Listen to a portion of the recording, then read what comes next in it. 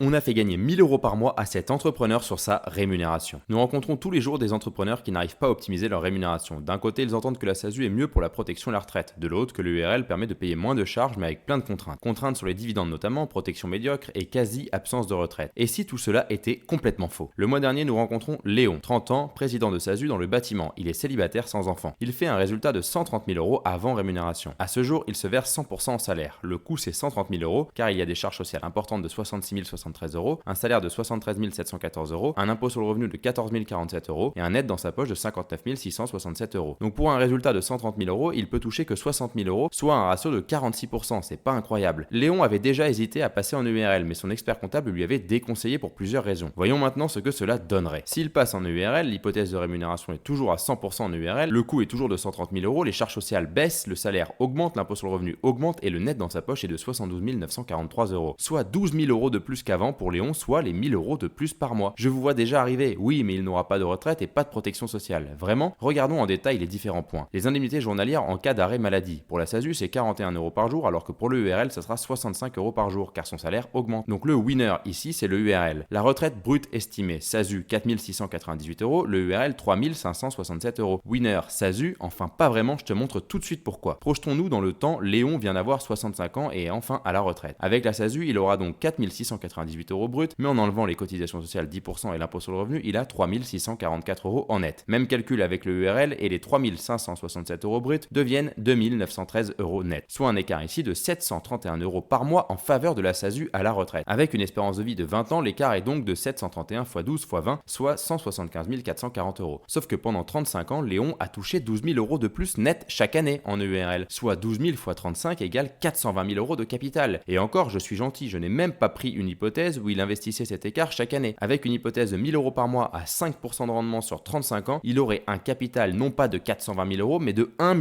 083 444 euros. Avec ce capital, tu peux avoir une rente qui compense largement les 731 euros d'écart par mois. Et surtout, en cas de décès, tu optimises ta transmission grâce à l'assurance vie. Car en cas de décès, tes enfants ne toucheront pas ta retraite. Tu auras cotisé pour rien si tu es en SASU. Et oui, la retraite, ça part aux autres. Et là, tu viens de comprendre le message. Les rumeurs sur l'URL ne sont pas forcément fondées selon ta situation. Et si tu souhaites en savoir plus, abonne-toi et va écouter notre chaîne L'Art de la Gestion Patrimoniale sur YouTube, Spotify ou Apple Podcast.